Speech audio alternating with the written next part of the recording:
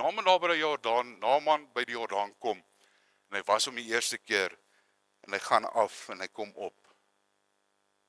Toe sien hy, maar hy het nog steeds malaats. Hy gaan toe, en hy was hom nog 'n keer. En hy sak af, en hy kom op, en hy het nog steeds malaats. En 'n derde keer gaan hy, en hy was hom, en hy kom op, en hy het nog steeds malaats. Die vierde keer, en nou wil ek hierdie 'n bietjie na eie bodem toe bring. Toe ek vir my familie gebid het, en ek daar klaar gebid het, en opgestaan het daar niks gebeur nie. Die vyfde keer, toe ek vir my familie, my vrou, my huwelik, vir my kinders, my broers gebid het daar niks gebeur nie. En die sesde keer toe ek gegaan het, en vir my finansies gebid het, daar niks gebeur nie.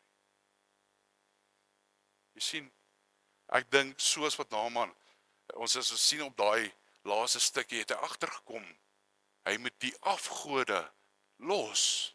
Hy sê in sy eie woorde, hy gaan die afgode los, en hy besef nou, daar is God. Dink ek, die Here vat ons op 'n pad, om hierdie afgode vir ons uit te wys, om ons nederig te maak, vir dit wat hy het, vir die plan wat hy vir ons het, om dit raak te kan sien. En die sewende keer, toe Naaman gaan, en hom af was, en hy opkom, en ek dink daar het hy 'n groot ontmoeting, my weergawe, nee, groot ontmoeting gehad met die Here. Hy het gesien, dit is wat die Here is. Met hy opstaan, toe sien hy is genees. Hy is genees van dit, waarmee hy gesukkel het. Daardie berg wat voor hom is, hy het gevolhard in dit. Het jy elke keer die antwoord gekry nie? Het jy altyd die resultate gekry wat hy wou hê nie? Maar hy het volhard, en ek sê nie, jy moet 7 keer dan gaan dinge gebeur nie. Ek sê volhard in dit wat jy die Here vra. Volhard. En as jy in die plan van die Here in beweeg, sal jou deure oopgaan. So in die proses van hoop, moet God altyd jou eerste beginpunt wees. En as ek God my beginpunt maak, sal hy vir my die krag gee, om deur elke liewe omstandighede te gaan, wat daar ook al mag wees. En deurdat hy vir my die krag gee, kan ek nou sien, ek beweeg nou in daardie doel, daardie plan van die Here in.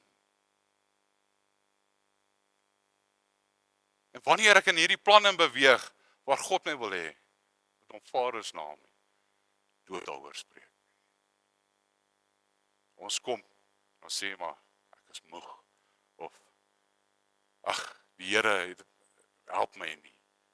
Hoekom het dit heeltyd met my gebeur? Hoekom het al hierdie dinge altyd op my pad kom?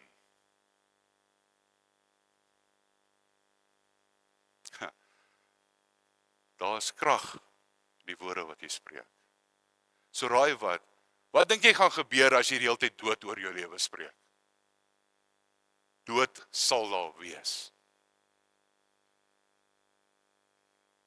So omdat ek nou 'n sekerheid het, onthou die hoop is 'n sekerheid, nie 'n hoop, ek gaan miskien nie, hulle sê hoop in die Bybel is 'n sekerheid.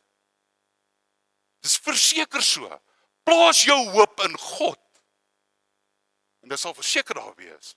Kan ek nou sê, ek het 'n geseënde, gesalfde kind van die Here, en waar ek stap, sal my paaie gelyk word. Praat lewe oor jou. Los die dood waar die dood moet wees.